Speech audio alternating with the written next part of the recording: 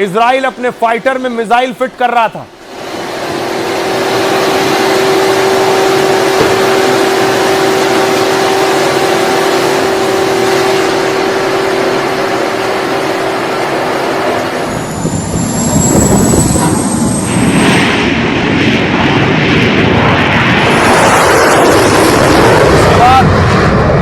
Israeli fighter Lebanon में घुसे और उन्होंने मिसाइल दागनी शुरू कर दी। लेबनान के अंदर घुसकर देखिए जरा, एक के बाद एक कई धमाके हुए। इजरायली हमले में कई इमारतें ध्वस्त हो गई।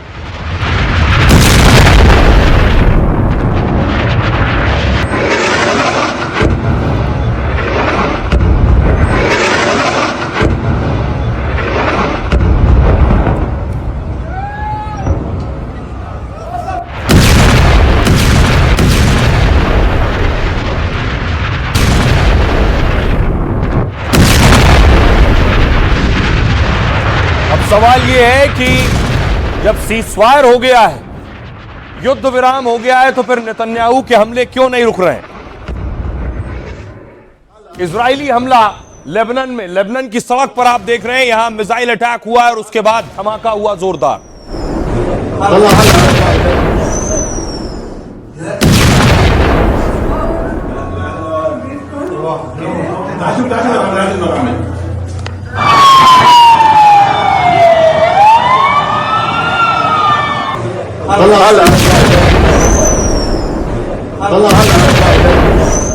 इतना ही नहीं, इजराइल हिजबुल्लाह के साथ जंग में यहां तक पहुंच गया है कि हिजबुल्लाह के जो चीफ हैं, इनको भी निशाना बनाकर अटैक किया गया।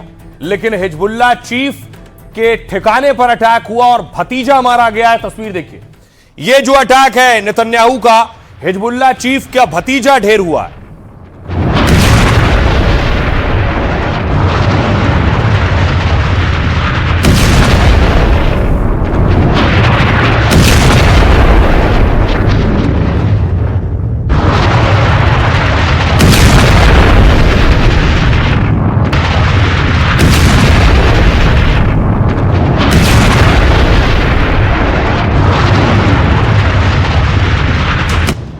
ट्रंप को समझना जितना मुश्किल है, उतना ही मुश्किल है नेतन्याहू को रोकना। पूरी दुनिया सीजफायर के बाद समझौते पर बात कर रही थी, लेकिन नेतन्याहू तो लेबनान पर बमों की बारिश में लगे हैं। एक दिन में इतने हवाई हमले किए कि लेबनान में लाशों के ढेर लग गए।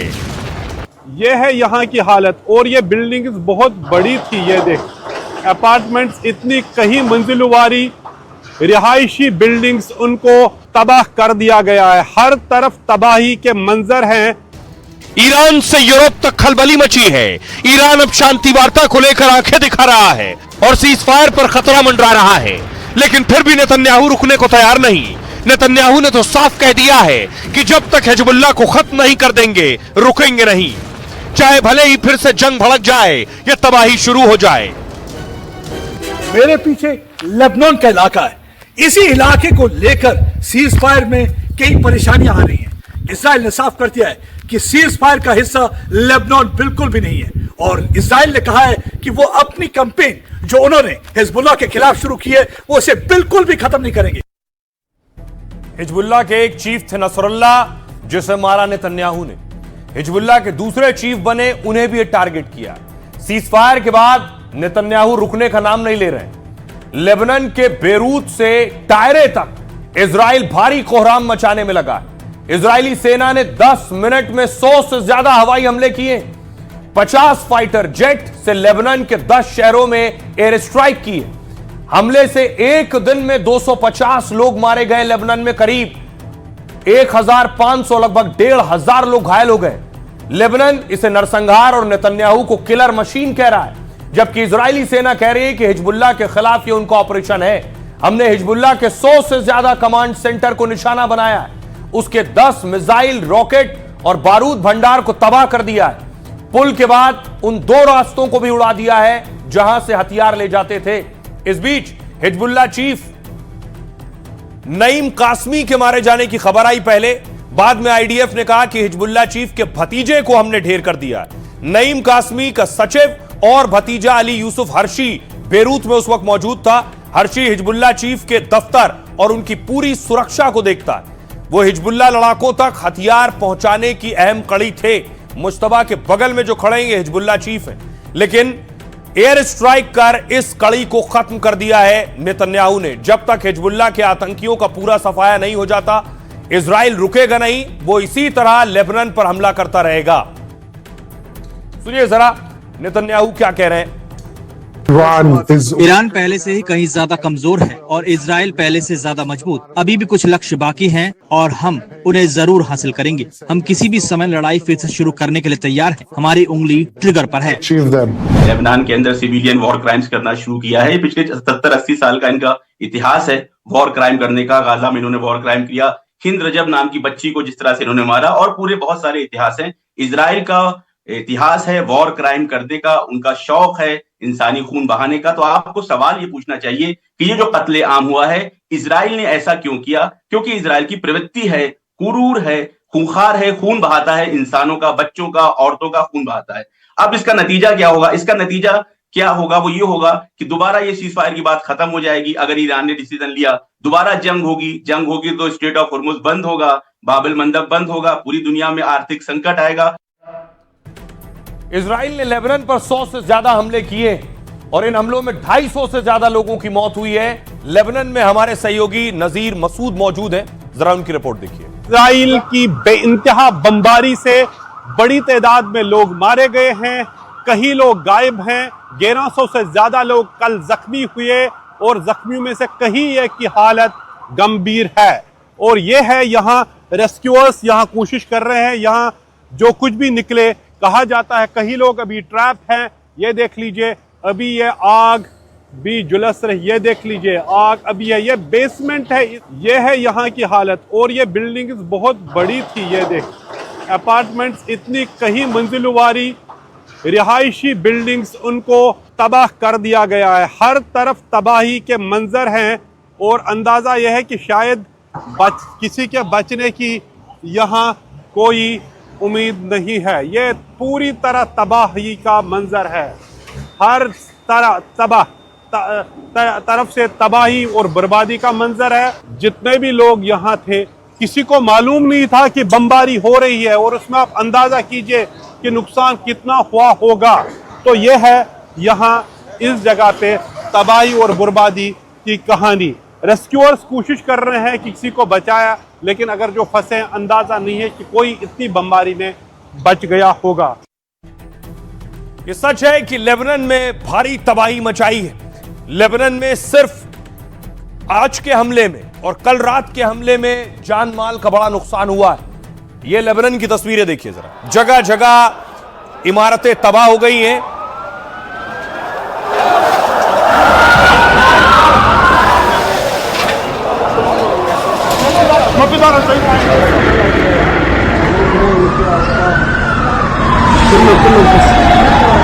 देख रहे हैं धमाके के बाद गाड़ियां खिलौनों की तरह फूक चुकी हैं।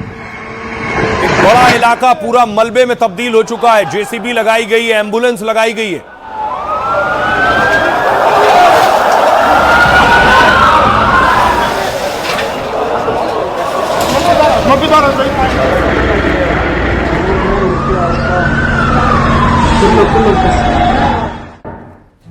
लेकिन बेशक ईरान और इजराइल का वॉर रुका है, लेकिन लेबनान में जो इजराइल अटैक कर रहा है, इस पर दुनिया के नेता नाराज हैं। क्या कुछ कह रहा है इटली?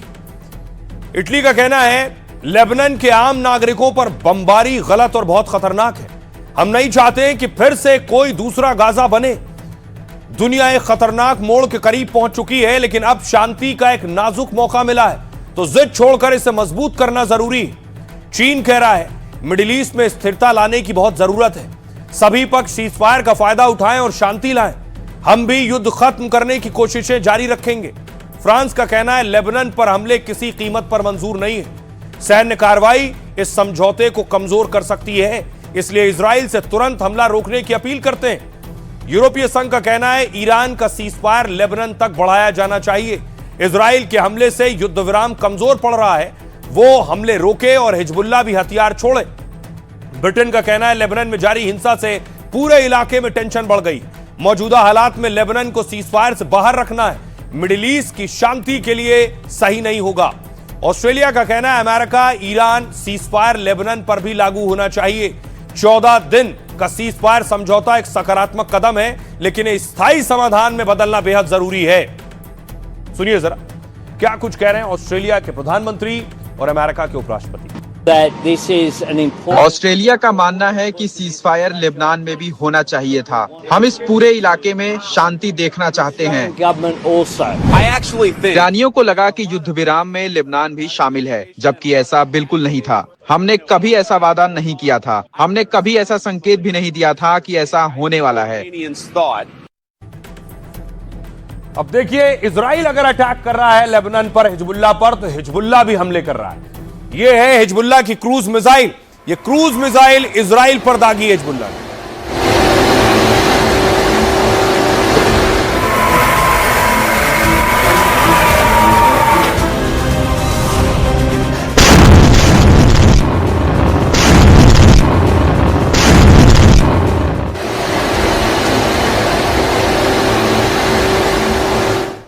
हिजबुल्लाह भी दिन और रात हर पहर इजराइल को निशाना बना रहा है।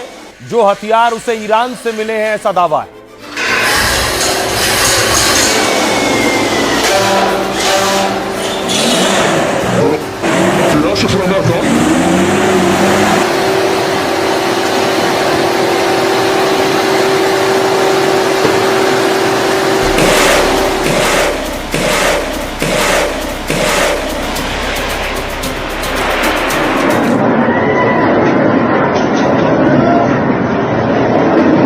हिजबुल्लाह के इजराइल पर अटैक है।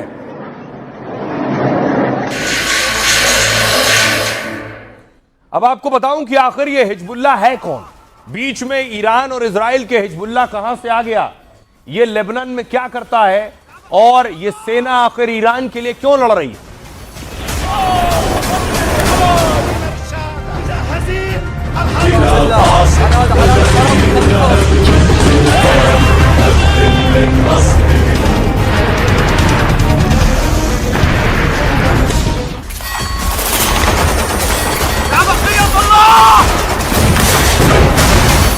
भाई अब आपको बताऊं कि आखिर हिजबुल्लाह का मकसद क्या है। हिजबुल्लाह लेबनान का खूंखार हथियारबंद संगठन है। इस संगठन को वहां सबसे शक्तिशाली माना जाता है। हिजबुल्लाह शब्द का मतलब होता है अल्लाह की पार्टी, लेकिन कई देशों ने इसे आतंकी संगठन घोषित कर रखा है। इजराइल, अमेरिका समेत कई देश इसे आतंकी गुट मानते हैं। दावा है हिजबुल्लाह के पास करीब 1 लाख लड़ाके हैं। हिजबुल्लाह के पास करीब 2 लाख मिसाइल और रॉकेट का भंडार है। हालांकि इजराइल ने उसके 80% हथियार तबाह कर दिए, क्योंकि हिजबुल्लाह को बनाने का मकसद ही इजराइल से लड़ना है। शिया मुसलमानों ने जब 1982 में यह उग्रवादी गुट बनाया, तब लेबनान पर इजरायली हमले का विरोध ही इनका मकसद था। लेकिन बाद में ईरान की मदद से हिजबुल्लाह और ताकतवर होता चला गया, क्योंकि हिजबुल्लाह बना ही ईरान की IRGC की मदद से था। दावा है कि हिजबुल्लाह का सालाना बजट करीब 9,000 करोड़ रुपए का है। अमेरिकी रिपोर्ट यह कहती है कि इसमें 70% पैसा ईरान से आता है। 2016 में खुद हिजबुल्लाह के पूर्व चीफ नसरल्लाह ने कहा था, हमारा बजट, वेतन, खर्चा, खाना, पानी, हथियार ईरान से आते हैं। ईरान ने ही इस गुट को इजराइल के खिलाफ खड़ा किया, क्योंकि ईरान इजराइल से 2000 किलोमीटर है और लेबनान सटा हुआ। हिजबुल्लाह को मिसाइल, रॉकेट, ट्रेनिंग भी ईरान की IRGC देती है। शिया मुस्लिमों का यह गुट लेबनान की सियासत में भी है, क्योंकि इसका लेबनान में एक प्रभावशाली राजनीतिक दल है, जिसकी लेबनानी संसद और सरकार दोनों में अहम मौजूदगी है। यह गुट वहां कई संस्थाएं, अस्पताल, स्कूल चलाने का दावा करता है, और कई मायनों में तो लेबनान में सरकार से ज्यादा हिजबुल्लाह हावी है।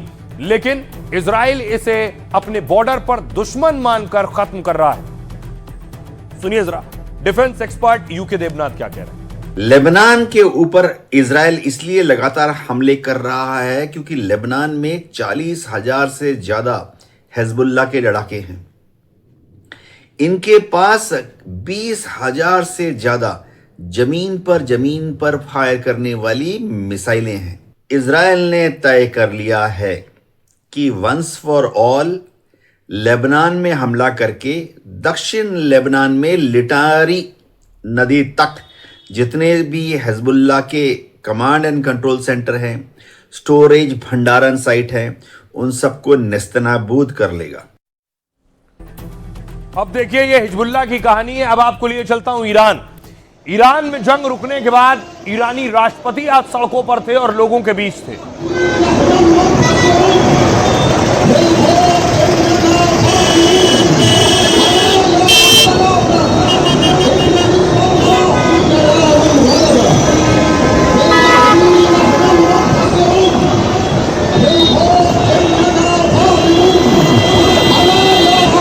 पेजेश्कियन को आप देख रहे हैं, ईरानी आवाम के बीच पहुंचे। दूसरी तरफ ईरान ने एक एआई वीडियो जारी किया है कि कैसे अमेरिकी सेना को उन्होंने खदेड़ा था जब वो पायलट को लेने आए थे, तब ये हुआ था।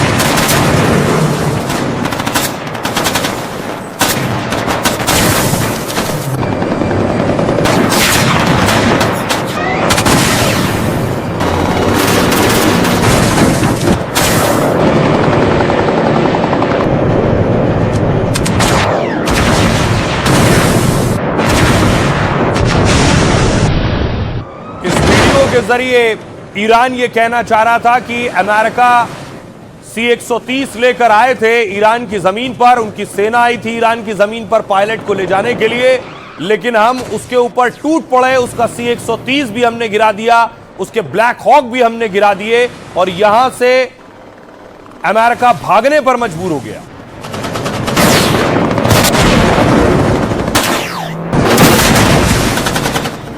और इसी तरह ईरान गुस्से में है कि इजराइल हिजबुल्लाह पर अटैक कर रहा है और अगर नहीं रुका तो फिर हम भी नहीं रुकेंगे। कि क्या कह रहा है ईरान? शुरुआती संघर्ष विराम का उल्लंघन हुआ है, ईरान का कहना है। ऐसे हमले धोखेबाजी का संकेत देते हैं। इस्लामाबाद वार्ता की जिम्मेदारी ट्रंप की है। ट्रंप ने हमें सीजफायर का भरोसा दिलाया था, लेकिन अमेरिका ने सीजफायर की 3 शर्तें तोड़ी। लेबनान पर हमले जारी रहे तो बातचीत का मतलब नहीं है। सीजफायर में लेबनान को भी शामिल करें। हम लेबनान के भाई बहनों का साथ कभी नहीं छोड़ेंगे। हमारी उंगलियां अब भी ट्रिगर पर हैं और रहेंगी। हम अपने परमाणु कार्यक्रम को किसी कीमत पर नहीं रोकेंगे। जवाब में इजराइल ने कहा, जरूरत पड़ी तो हम फिर से युद्ध करेंगे, हमारा अभियान अभी खत्म नहीं हुआ है। इजराइल ने कहा, हम सीजफायर पर अमेरिका के साथ हैं, लेकिन अपनी सुरक्षा के लिए हिजबुल्लाह पर हमले करते रहेंगे। हॉर्मूज को खुला रखना इजराइल के लिए सबसे बड़ी शर्त है। ईरान ने इसमें कोई रुकावट डाली तो नतीजे खतरनाक होंगे। अगर तय किए गए सीजफायर प्लान का पालन नहीं हुआ तो यह शांति ज्यादा दिन नहीं टिकेगी, फिर से जंग हो सकती है। अमेरिका का कहना है, अगर समझौता नहीं हुआ तो फिर गोलीबारी होगी, जो पहले से ज्यादा खतरनाक और विनाशकारी होगी। वैसे इसकी संभावना बेहद कम है, लेकिन अमेरिका पूरी तरह तैयार है। लेबनान इस समझौते से अलग है, इसका हिस्सा नहीं है। जब हमें जरूरत थी तो नेटो हमारे साथ नहीं था। उनको भी ग्रीनलैंड को याद रखना चाहिए। सुनिए जरा क्या कुछ कह रहे हैं अमेरिकी राष्ट्रपति डोनाल्ड ट्रंप और ईरानी सेना के प्रवक्ता। तय वक्त के अनुसार और पहले दिन से बनाई गई योजना के मुताबिक हर एक लक्ष्य हासिल किया गया। ईरान की नौसेना नष्ट कर दी गई। रक्षा औद्योगिक आधार पूरी तरह तबाह कर दिया गया है। परमाणु हथियार बनाने की महत्वाकांक्षा खत्म कर दी गई है। क्षेत्र को खतरा पैदा करने की ईरान की क्षमता को व्यवस्थित रूप से ध्वस्त कर दिया गया है।